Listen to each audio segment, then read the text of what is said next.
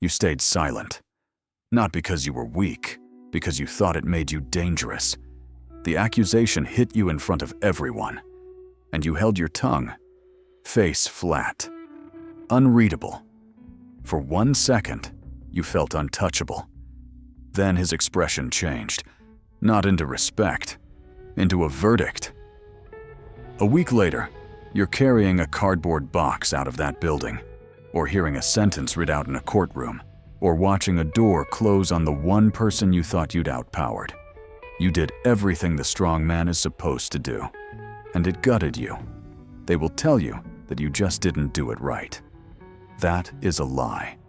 You followed the rule perfectly, and it still cost you everything. Here is what nobody told you. The silence was never the problem. You were.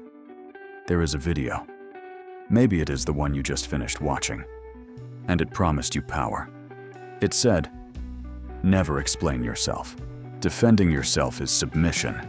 Go silent and watch them crumble. And it is not wrong. It is just incomplete in the exact place that gets you hurt. Because it sold you a tactic and called it a self. You memorized the lines. You practiced the flat face, the amused smirk, the clever question that turns the spotlight back onto them. You walked into the room wearing all of it like armor. But armor you bought is not the same as a spine you built. When you go silent in front of someone fishing for a reaction at a dinner party, you look untouchable. The stillness is a wall they wear themselves out against. Good. But when you go silent in front of someone who holds real power over your life, your salary, your freedom, your child's respect, you do not look untouchable. You look like you have no answer, because you do not. And the worst part is the moment after.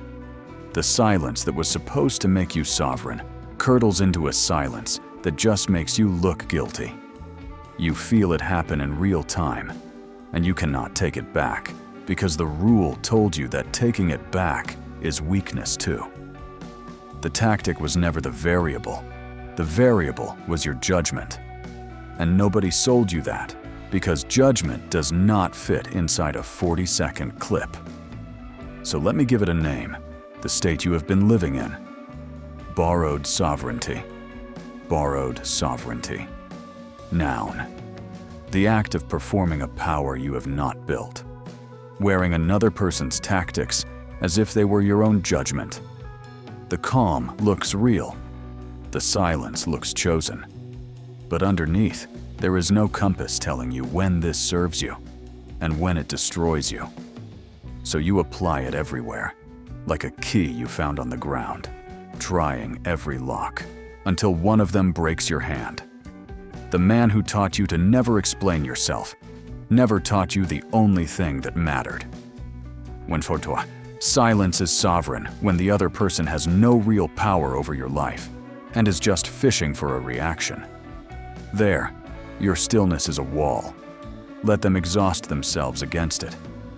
Silence is suicide when the other person holds your salary, your sentence, your safety, and is asking, in good faith, for the truth. There, your stillness is not power, it is contempt.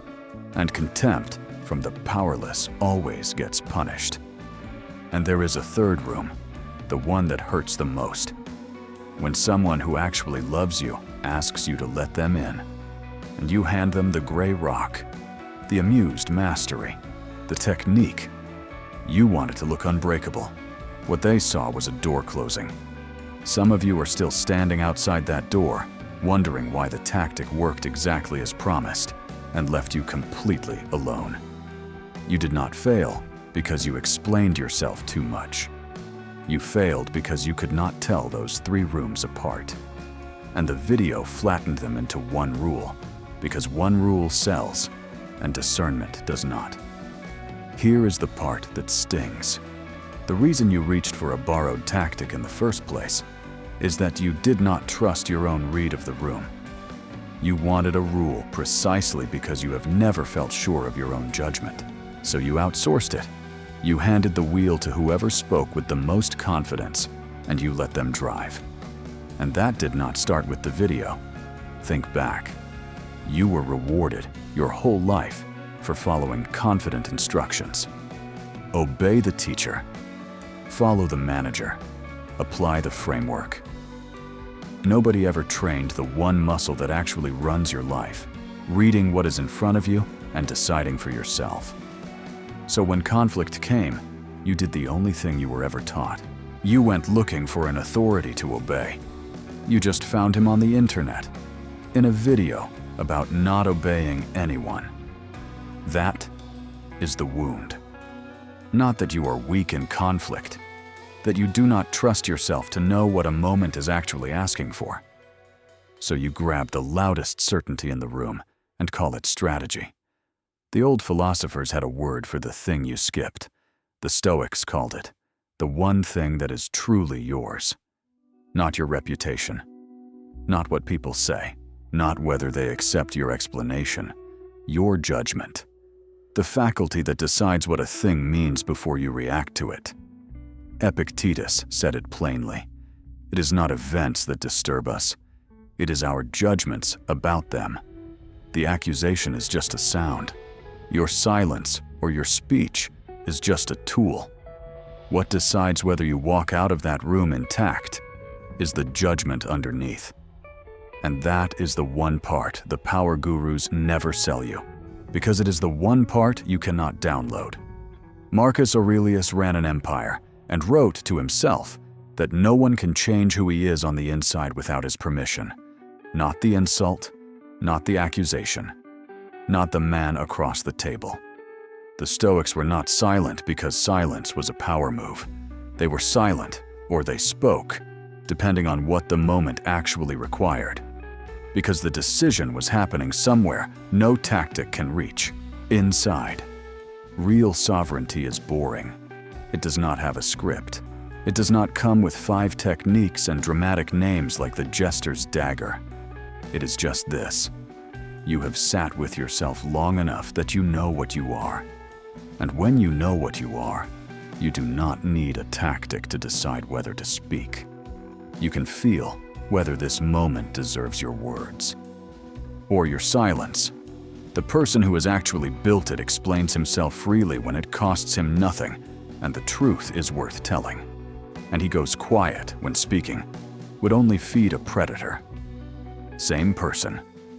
2 different rooms. No rule, just judgment. And here is the thing the gurus get backwards. A man who knows he can be selfish does not flinch when you call him selfish. He says, sometimes yes. A man who knows he made a mistake does not need silence to protect him. He says, you are right. I will fix it. And the ground does not move under him. The unshakable man is not the one with the best technique. He is the one with the least left to hide. You cannot threaten a person who has already met himself. You cannot borrow that. You can only build it. And it doesn't start with a harder silence. It starts the moment you stop asking a video what to do and start asking yourself what this specific person in this specific room actually wants from you. So here is the work. Not a 7-day silence challenge.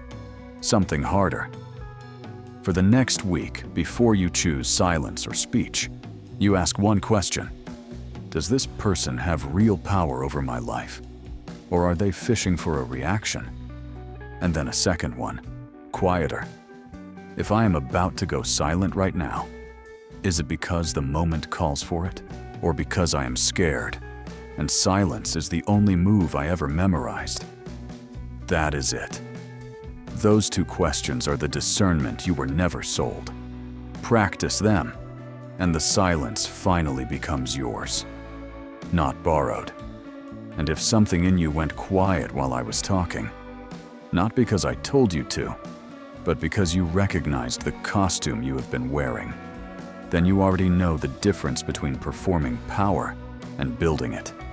Subscribe, not because I asked you to.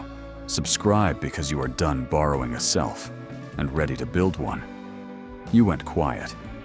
This time, make it yours.